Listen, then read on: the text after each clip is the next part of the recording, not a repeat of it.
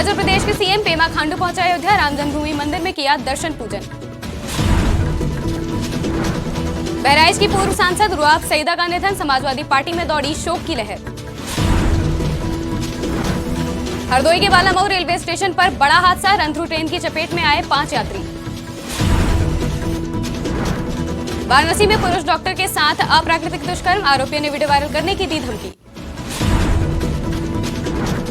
लखीमपुर में मामूली विवाद में 2 पक्षों के बीच मारपीट, लाठी डंडों से मारपीट में हुई युवक की मौत, आपसी विवाद के चलते जमकर हुई मारपीट।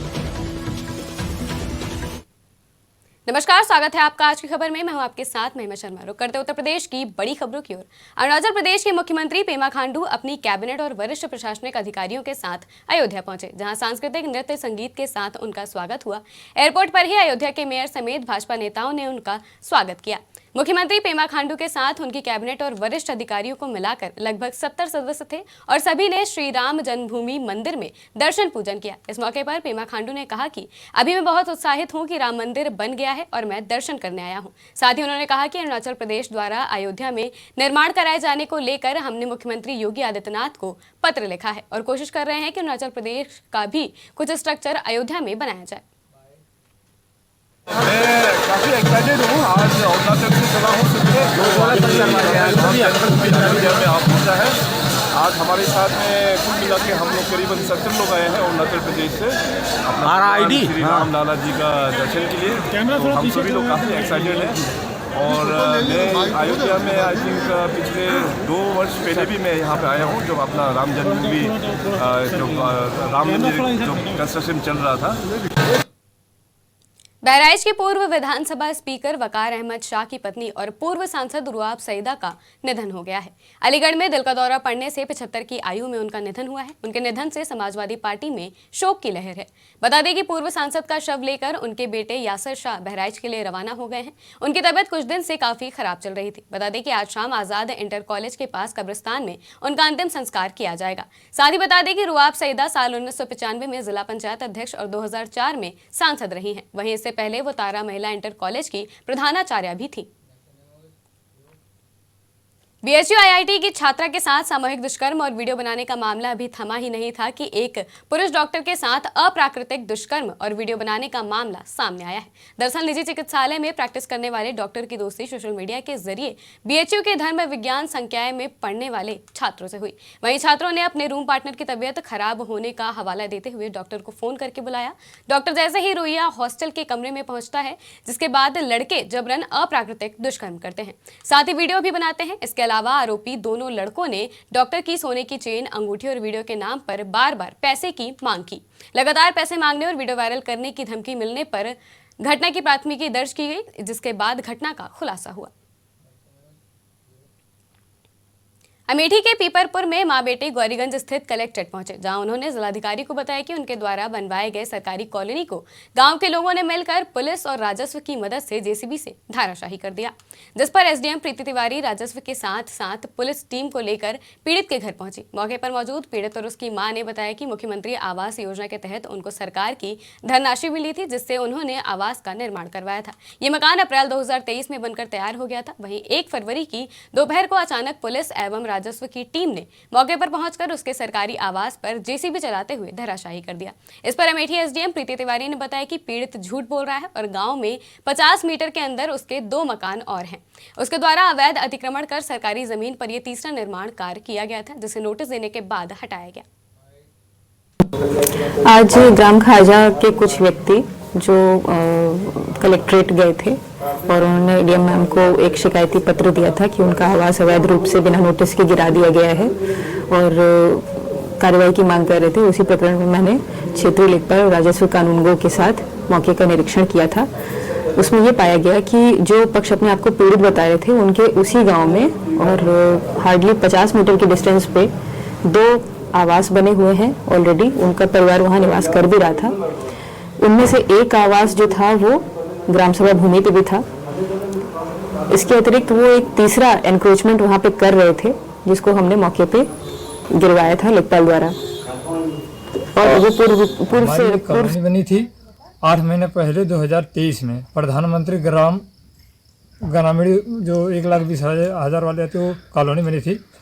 तो कॉलोनी में बनवा के चला गया था। मैं बाहर रहता था, तो मैं बाहर चला गया था, तो उनके जब बन नहीं, थोड़ा विवादित था, जिससे विवादित था, तो वो विवादित मैटर में कानून समझौता हुआ था। वो प्रधान भी थे और पूर्व प्रधान, मौके प्रधान और पुलिस प्रशासन भी थी और नेकपाल भी थे। उनके माध्यम से समझौता हुआ, तो वो साइन ऑन किए थे, बताए थे कि इतने अंदर बना ले। मैं उसको बना के चला गया। मैं चला गया बाहर, मैं बाहर ही रहता हूँ, तो मजदूर करता हूँ। तो वहाँ पे हुआ क्या कि हमारे पास फ़ोन आया। वैसे मम्मी मेरे पास फ़ोन करी, तुम्हारा घर गिर गया है।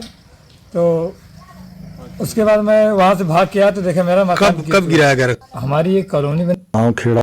बदायूं के खेड़ा पूर्वी गांव में तेंदुए की आहट से ग्रामीण दहशत में नजर आ रहे हैं। कई ग्रामीणों को खेतों की रखवाली करते समय तेंदुआ दिखाई दिया है। वहीं वन विभाग की टीम दिन रात तेंदुए की तलाश में जंगल में कॉम्बिंग ऑपरेशन चला रही है, लेकिन अभी तक वन विभाग की टीम को कोई मूवमेंट नहीं मिला है। इस संबंध में क्षेत्रीय वन अधिकारी अशोक कुमार ने बताया कि ग्रामीणों द्वारा तेंदुआ देखे जाने की जानकारी मिलने के बाद 2 टीमें गठित कर कॉम्बिंग ऑपरेशन चलाया जा रहा है और उसके मूवमेंट पर नजर रखी जा रही है। बता दें कि 2 गौवंशीय पशुओं को तेंदुआ अब तक अपना शिकार बना चुका है। फिलहाल दहशत की वजह से ग्रामीण घरों से बाहर नहीं निकल रहे हैं। मामला है कि तेंदुआ आ गया है और वो काफ़ी दहशत फैल गई है उसकी वजह से। और एक बछड़ा, पहले दिन तो एक बछड़ा मार दिया उसने, और दूसरे दिन एक गाय मार दी, और तीसरे दिन कोई गाय या कोई जानवर मारा है यहाँ पे। और हाँ, झाड़ी में जो मारा है जानवर, और उसको खींच के ले गया है। पता नहीं चला कि कहाँ पे उसने छोड़ा है।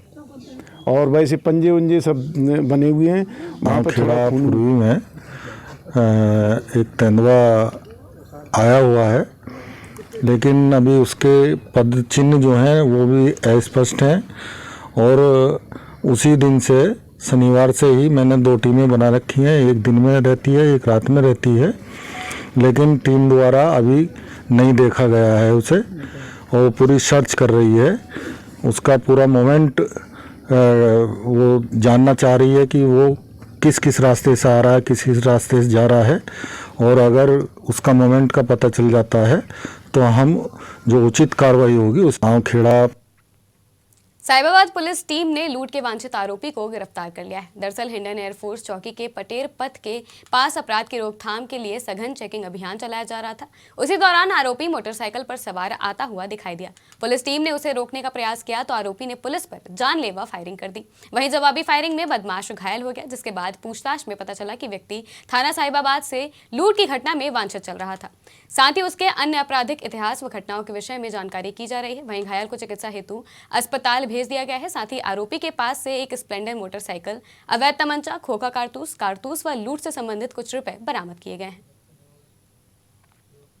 हरदोई के बालामऊ रेलवे स्टेशन पर एक बड़ा हादसा हो गया। यात्रियों की लापरवाही और घने कोहरे की वजह से कुछ यात्री रन थ्रू ट्रेन की चपेट में आ गए।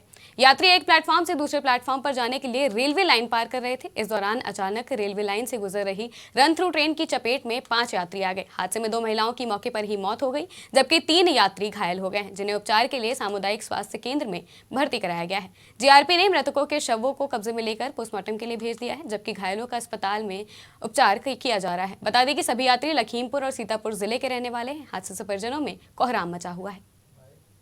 मेरी माता का ऑपरेशन था पथरी केरा, और आज निकासी थी। हम सब लोग घर जा रहे थे। मेरी बहन अनीता का एक्सीडेंट हो, थोड़ा ख़त्म हो गई, और मेरे भाई का एक्सीडेंट हो गया, वो घायल हैं और अस्पताल में एडमिट हैं। मेरी माता जहाँ पर लखीमपुर में गांव सरैया में 2 पक्षों में आपसी विवाद के चलते जमकर मारपीट हुई। साथ ही लाठी डंडे से एक युवक गंभीर रूप से घायल हो गया। वहीं अस्पताल ले जाते समय युवक ने रास्ते में ही दम तोड़ दिया, जिससे क्षेत्र में भारी तनाव को देखते हुए भारी पुलिस बल तैनात किया गया। इस घटना के बाद मृतक के भाई ने कहा कि योगी जी, मुझे आप पर भरोसा है कि मेरा भाई निर्दोष मारा गया है। साथ ही उन्होंने कहा कि अभियुक्तों के घर पर बुलडोजर चलवा दीजिए या फिर एनकाउंटर करवा दीजिए, मुझे सिर्फ आप पर भरोसा है। जहाँ पर खड़े एक सरैया मोहल्ला है और थाना मोमदी है। यहाँ पर अभी एक घटना हुई है जिसमें एक व्यक्ति इसका मंसूर है, उम्र 25-20 साल की उम्र से मारपीट के दौरान मृत्यु हो गई है। उसको पोस्टमार्टम के लिए भेज दिया गया है। और जो भी तहरीर मिली है उसमें हम मुकदमे की कार्रवाई कर रहे हैं उसमें। और गिरफ्तारी के लिए तभी 4 पार्टियाँ साहब के नेतृत्व में 4 पार्टी गठित कर दी गई। बहुत जल्दी गिरफ्तारी होगी इसमें। हमने रायबरेली के बेमौरा गांव के ग्रामीणों ने मतदान बहिष्कार का ऐलान किया है। ग्रामीण सड़क और पेयजल की समस्या को लेकर परेशान हैं। वहीं सैकड़ों की संख्या में ग्रामीणों ने शासन प्रशासन पर गांव की उपेक्षा का आरोप लगाया है। बता दें कि बीते कुछ साल पहले गांव के ही सुरेश सिंह सियाचिन में शहीद हो गए थे, जिसके बाद शहीद के नाम पर सड़क और द्वार बनाए जाने का आश्वासन सरकार की ओर से मिला था। वहीं शहीद के भाई वीरेंद्र सिंह और नरेंद्र सिंह ने बताया कि आज तक धरातल पर कोई कार्य नहीं हुआ है। ग्रामीणों का कहना है कि गाँव में पीने के पानी का संकट है और आने जाने का मार्ग खस्ताहाल है, लेकिन किसी नेता या अधिकारियों की ओर से अब तक कोई प्रयास नहीं किया गया है। ग्रामीणों का कहना है कि अगर कोई ध्यान नहीं दिया गया तो आगामी लोकसभा चुनाव में पूरे गांव के लोग मतदान बहिष्कार करेंगे। हमने शिकायत सरकार के पक्ष में अपने गाय के लिए किया। उन्होंने बहुत जल्दी सुन लिया इस चीज़ को, गाय की, क्योंकि गौशाला का भैया उनका साहब का चल रहा है तो अच्छी बात है, लेकिन और भी व्यवस्था देखना चाहिए। गाय चारा चरे जा रही, सब एक एक खेत 100 और 1.5 बीघा चरे जा रही, सबका क्या मतलब है।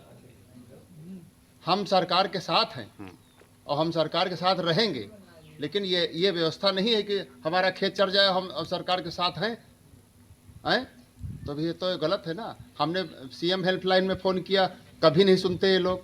गौशाला के विषय में इन्होंने सुना, हमारे गाय का इलाज किया, लेकिन कोई उसके बाद हमने सड़क के बाद में बात किया, सड़क के विषय में इन्होंने तो सुना ही नहीं आज तक। सर कल फ़ोन करेंगे, आज तक नहीं किया, 1 हफ्ता हो गया। हमने हमारे यहाँ सबसे बड़ी समस्या है, मूलभूत समस्या यही गांव का रास्ता। लोग आए दिन इसमें चोट खाते रहते हैं। करीब लगभग 25 वर्ष हो गए हैं। इसमें एक बार डामरीकरण 410 मीटर में हो गया था, उसके बाद यहाँ आज तक कोई देखने नहीं आया। इसके लिए हमने 2 बार जो है दिनेश सिंह स्वतंत्र प्रभार मंत्री जी को जो है 2 बार एप्लीकेशन दे चुके हैं, जिले में जाकर के दिए, यहाँ भी दिए। हमारे यहाँ उन्नाव के दही थाना क्षेत्र के कानपुर लखनऊ नेशनल हाईवे पर देर रात एक तेज रफ्तार डंपर अनियंत्रित होकर दूसरी लेन में जा पहुंचा और वहीं सामने से आ रहे दूसरे डंपर से टकरा गया। हादसे में एक डंपर चालक गंभीर रूप से घायल हो गया है। सूचना पर पहुंची पुलिस ने उसे उपचार के लिए जिला अस्पताल में भर्ती कराया है। डंपरों की भिड़ंत के चलते हाईवे पर कई किलोमीटर लंबा जाम लग गया। वहीं यातायात पुलिस की कड़ी मशक्कत के बाद करीब 3 घंटे के बाद जाम सामान्य हो सका। उत्तर प्रदेश की बड़ी खबरों में फिलहाल इतना ही। देश और दुनिया की तमाम खबरों के लिए देखते रहिए आज की खबर।